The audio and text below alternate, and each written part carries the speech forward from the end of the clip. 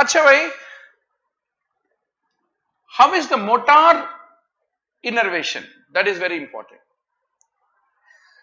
There are dynamic gamma efferents that are the ones which are leaving the dynamic nuclear bag, that are affecting the nuclear bag. Static gamma efferent is the one which is going and supplying the chain, nuclear chain, and static nuclear bag. Static gamma efferent and dynamic gamma efferent. Efferent का मतलब क्या है? In the muscle spindle inside this intrafusal fibers, you have three types of dynamic nuclear bag, static nuclear bag, and the chain. So here you have the spinal cord. Spinal cord influences them. Spinal cord has an influence on them. I mean, spinal cord will decide whether they need to be sensitive or not. And the moment there is any stretch, they send information to the spinal cord. So from these fibers जो बाहर निकलता है, it is called afferent, and the spinal cord checks its sensitivity, no?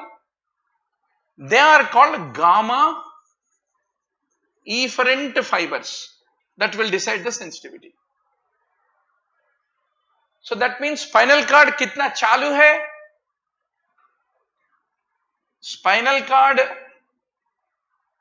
want to get information about how is the stretch, and it also want to decide what should be the sensitivity of these stretch fibers. Stretch का information देने वाला चीज है, कितना sensitive रहना भी spinal cord can decide. At the moment spinal cord knows that there is a stretching happening, it uses the alpha motor neuron to decide whether the muscle should contract or the muscle should relax. So this is how this gamma alpha have a coordination with each other. So this is the important secret point that you have to understand, doctor.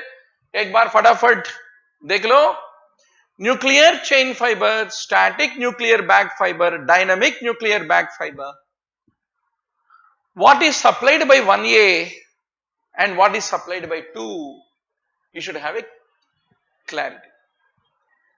So on the onlinembbs.com video library, you have this PowerPoint. Every video lecture is accompanied by the PowerPoint.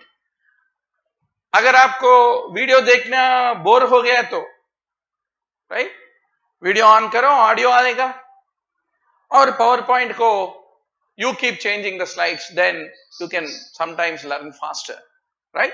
So both the things you can do. So doctor, if you look at the myotactic reflex, the moment the muscle stretches, the 1A afferent of the muscle spindle increases the firing, muscle spindle, and its synapses on the alpha motor neuron and inhibitory interneuron of the spinal cord. The alpha motor neuron of the homonymous muscle is excited so that it contracts, whereas the antagonistic muscle is inhibited so that it relaxes. That's how alpha motor neuron in turn will typically make, for example, rectus femoris. So if you look at the rectus femoris, the moment you tap the patellar tendon, the rectus femoris becomes stretched. The moment it gets stretched, information is passed by 1A afferent to the spinal cord. Spinal cord immediately make the rectus femoris to contract, and it will make the semitendinosus, the antagonistic muscle, to become relaxed by inhibiting. So whatever the fiber is going to the semitendinosus and rectus femoris, इसको क्या कहते हैं? Alpha motor neuron. Is all your nerves are all alpha motor neurons basically. So this is how the typical stretch reflects. So what are you going to remember? You have a muscle spindle, interfusal fibers, group 1A afferents and alpha motor neuron which comes in intern effects. And what is gamma? Gamma is the one which is sent by the spinal cord to influence the sensitivity of these muscle spindle fibers. Right? That's very important. Shanti, Shanti, Shanti. Now you have a complete clarity. Now doc, what are peripheral chemoreceptors are sensitive to? Hypoxia.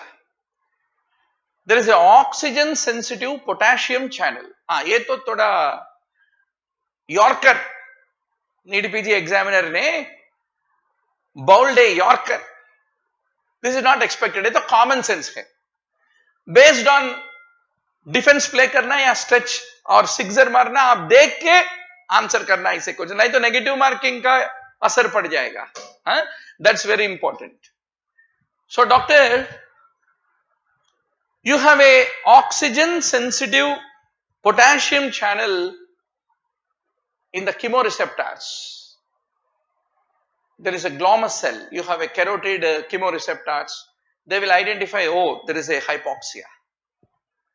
So the moment the oxygen sensitive potassium channel is inhibited when there is a hypoxia, once it is being inhibited, that will increase the intracellular calcium levels, and in turn the opening of the calcium channels and increased intracellular calcium levels, and that increased intracellular calcium will lead to the release of the transmitter, neurotransmitter. The transmitter get released, and that lead to the activation of all the afferent fibers, and they will tell the CNS, भैया CNS, इस आदमी बहुत cigarettes पिया, lungs खराब हो गया, hypoxia है, इसलिए potassium channels in the chemoreceptors are inhibited, calcium channels open, calcium will make the neurotransmitter release and informs the brain that there is a hypoxia in the blood. It is like a natural ABG. हम hospital में ventilator के ऊपर चढ़ाने के पहले ABG करके देखते ना, PO2 low, PCO2 high. God gave a natural ABG machine in our body called chemoreceptors. So examiner's question is, how are they? What is the molecular mechanism that makes them to get stimulated? Bain bridge reflex. How is it initiated? It is whenever there is a fluid overload, the right atrium also get stretched. It is the stretching of the right atrium. So when the blood volume is increased, there is a stretch of the atrium that sends information to the medullary cardiac center through glossopharyngeal and vagus. And in the medulla you have a vasomotor center that will decide your vascular tone. That in turn will cause increased sympathetic output, and that will increase the heart rate. So this is how a increased blood volume, increased atrial stretch, increased sympathetic output and increased heart rate typically function. So that is called Bain bridge reflex. Whereas if there is any, instead of right atrial pressure, if there is any increased arterial pressure because of the increased cardiac output, then the baroreceptor become stimulated. So baroreceptor will be operative when we are hypovolemic. Bain bridge reflex will be operative when we are hypervolemic or volume overloaded. That is what you have to fundamentally understand. Tubuloglomerular feedback system. Last 25 years, this question must have been asked at least 100 times in All India, AIMS, all these exams, right doctor?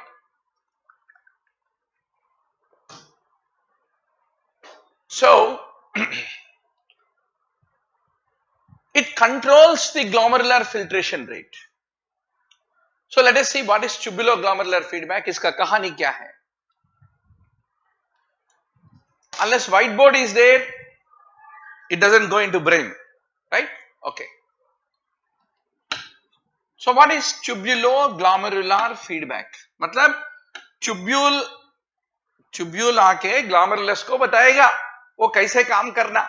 That is called tubuloglomerular feedback. Let us say आपका BP गिर गया, hypotension आ गया. There is a decreased arterial pressure. Obviously, that decreases the renal blood flow and that causes a fall of the GFR. Recently, we discussed हमारा proximal tubule महाशय इसका एक special property है. जब भी GFR गिरेगा वो क्या करेगा? Proximal tubule, it will increase. Normally only 85% water reabsorbed, it will make 100% water and sodium get increased reabsorption हो जाएगा. So there is a increased sodium and water reabsorption in the proximal convoluted tubule. इसके वजह से क्या होता? Sodium reaching the macula densa. This is the area in the distal convoluted tubule. You have macula densa. वहां sodium पहुंचेगा नहीं.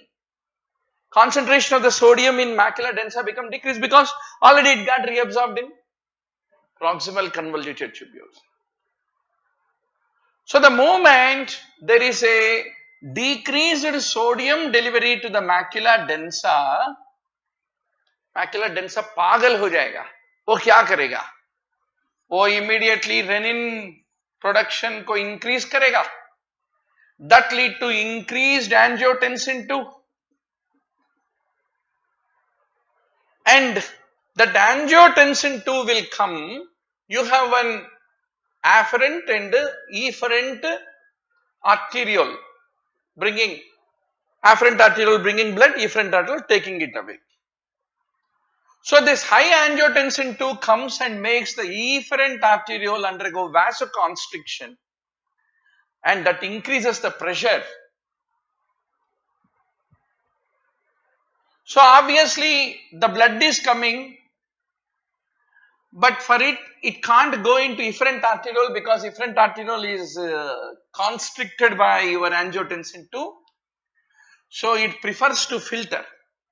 So that increases once more the glomerular filtration rate. कितना simple है? भगवान ने हमको इस जिंदगी दिया. All these things will be working every minute to minute in our body. That's the reason we should respect our body. We should respect patient's body. Even dead body we have to respect. Why? For almost all 70-80 years, all these molecular mechanisms, a minute to minute they are happening. That is the most precious thing. A lot of times we are not taught to treat a dead man's body with respect sometimes. I mean, we will think that okay, this person is bed. Sister, please change इसको. इस dead body को निकालो, next patient को लाओ बोल के हम चिल्लाते रहते वार्ड में. So be very sure. So doctor, a fall of GFR will cause proximal tubule to increase sodium water reabsorption, decreases the sodium delivery to macula densa. That will typically increase renin and angiotensin 2 production. Angiotensin 2 lead to efferent arteriolar vasoconstriction, and that increased pressure here will make the GFR increase. That is how tubule tells what should be the GFR to the glomerulus is what you need to remember. So you should remember, doctor, hyperfiltration agar ho gaya to, one more thing. If the GFR decreases, why proximal tubule increases the water and sodium reabsorption? Is there any sensor in the proximal tubule? Yes, sir. There is a receptor called SGLT2 in the proximal tubule. This is the one that makes the water and sodium and glucose to increased reabsorption the moment GFR falls down. That is what you need to remember. Good question, right? But easy question. If you know the logic, oh, you will kill the examiner. 300 questions don't need 300 minutes, doctor. I want you to finish the paper in 150 minutes and come out of exam hall. If you practice the questions, correct examiner's expectations, you will finish the paper in no time. Now, doctor, what is wrong about decerebrate rigidity is my question to all of you. So, what is meant by decerebrate? What is decorticate rigidity? You have to be very sure. Many times we discuss this. So, typically in the brainstem you have midbrain, pons, medulla. Any lesion in midbrain lead to development of decerebrate rigidity. So, how is the आदमी कैसे रहता decerebrate rigidity midbrain कुछ हो गया तो? Adduction of the arms, extension of the elbow, pronation of the forearm, flexion of the wrist joint, and plantars are flexed and knee joint is also extended. So, what is common between both? Plantar flexion is common, adduction of the upper arm is common, whereas internally rotated is the feature of decorticate rigidity. And in both the things there is a flexion of the wrist, but elbow is extended in decerebrate rigidity, whereas elbow is flexed in decorticate rigidity. This you have to be very clear about. So, what lead to decerebrate rigidity? Any brainstem damage, especially midbrain. Then hypoglycemia, hepatic failure, hypoxia, phenobarbital intoxication, anything can cause a reversible decerebration. A reversible अगर patient डिसेरिब्रेशन में जा रहे हैं तो अंतिम संस्कार के लिए तैयार है बोल के नहीं नको बोलना. कभी कभी hypoxia, phenobarbital intoxication, hepatic failure or hypoglycemia, anything can cause decerebrate rigidity. Now, one way to remember decorticate decerebrate is the arms are like C. If you move, no, are you able to see the letter C? Letter C, like C's. And the problem is with the cerebral hemisphere in decorticate rigidity or with the cervical spinal tract. Spinal cord means cervical spinal tract also. Any lesion or a decorticate rigidity lead to decorticate, or the cerebral hemisphere is decorticate. Whereas midbrain brainstem is decerebrate. That's what you should remember. Decerebrate is E for extensor. Arms are extended. E. That's what you need to remember. Here the problem is midbrain or pons. Okay, now this is a nonsense question once more. कभी कभी bowlers wide ball लगाते ना, ये भी wide ball है. Preparation से answer नहीं करते मिया इसको. You think you will answer all 300 questions in NEET PG by preparing for exam? No. By going to coaching? No. Common sense बोल के अनकॉमनली अवेलेबल थिंग एक रहता है. और general knowledge GK 8th class में 9th क्लास में biology teacher हमको पढ़ाया है डाइटरी फाइबर क्या है. So lot of times students lose questions by trying to run behind a wide ball and try to hit it. Don't do that. If you know that you answer very confident है तो it's like a count बनेगा करोड़पति final round, right? हाँ. So that is very important, doc. Inulin, pectin, fructooligosaccharides, they are all called soluble. Hemicellulose, cellulose, lignin, they are all called insoluble is what you should remember.